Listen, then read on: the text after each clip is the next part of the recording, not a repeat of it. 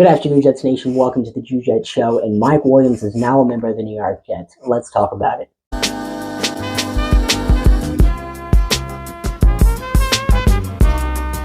So whenever the New York Jets signed Tyron Smith last Friday, a couple hours after the signing, it was reported that Mike Williams is going to be visiting the New York Jets on Monday. He, of course, didn't end up visiting the team until Tuesday, but whenever he visited the team, he never left the building. Maybe it was because of the Taylor ham, egg, and cheese sandwich New York Jets Matt sent him, which he actually ended up taking a bite of whenever he signed. But nonetheless, Mike Williams is a member of the New York Jets, and it's just absolutely crazy to say that sentence. Mike Williams, who is one of the best vertical threats in the NFL, who is one of the best receivers when it comes to getting those 50-50 balls, is now going to be catching passes from Aaron Rodgers and playing alongside Garrett Wilson for the New York Jets in 2024. This is just absolutely insane. I mean, whenever the Chargers cut him, I always thought it was a possibility, but I never thought the New York Jets were going to sign him, especially after all the reports that Joe Douglas is not going to be taking an all-in approach to free agency, that he's not going to be spending a lot, that he's going after these bargain bin players. I was fully expecting Odell Beckham Jr. and Marquez Valdes-Scantling to be the New York Jets wide receiver 2 and 3 in 2024. Instead, we got Mike freaking Williams. I mean, this is just absolutely insane. I mean, it's a one-year deal worth up to $15 million, which is an incredible deal. I'm sure it's laced with, it is laced with incentives. It's going to be similar to Tyron Smith's contract, which we're going to be talking about in a bit. But Mike Williams is just a dog of a receiver. He has 2 seasons in his career over 1,000 yards, including a 2021 season where he had 1,146 yards and 9 touchdowns. This dude's also a big play threat. I mean, when I said he's one of the best vertical threats in the NFL, this dude uses his size, his speed to just burn past defenders, to make these insanely acrobatic catches. This dude also has like 1 drop over his last 22 games. Mike Williams is a stud of a receiver.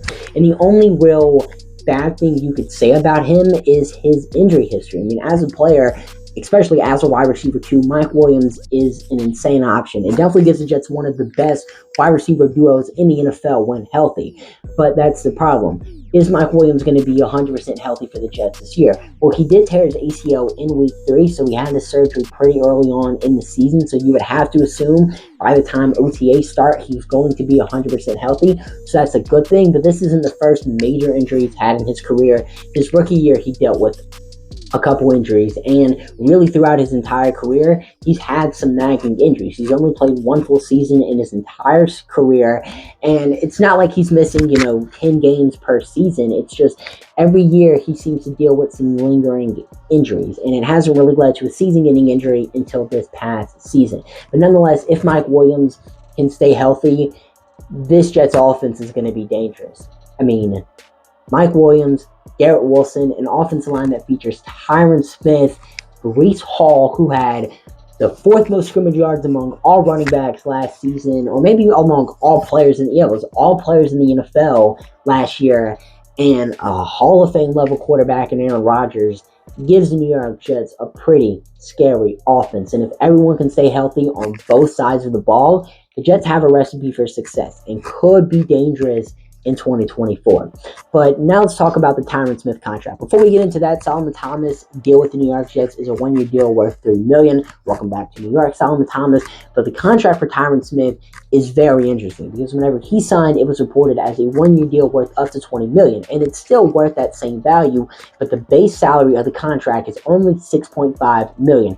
Now, the cap hit for Tyron Smith in 2024 is going to be $12 million, just because of all the bonuses and whatnot he's going to be owed by the New York Jets. So it comes out to $12.25 million or something, but his salary could go up to $20 million with all these incentives. And you might ask, what are these incentives? Well, I'm going to tell you. So he makes $500K if he makes the Pro Bowl.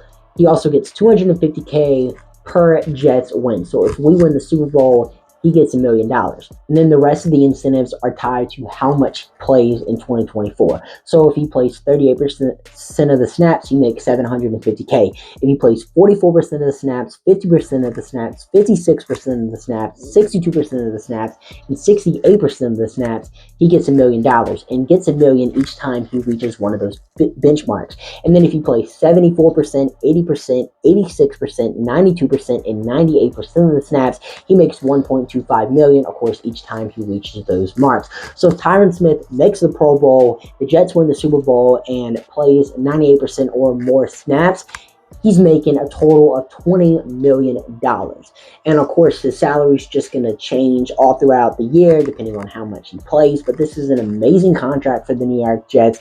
Insane that Tyron Smith was able to agree to this contract, but nonetheless happy he's in green and white this upcoming year. Mike Williams is a New York Jet. Let me guys know what you think down below. And I'm your Jets signing off for now. See you guys later. Peace.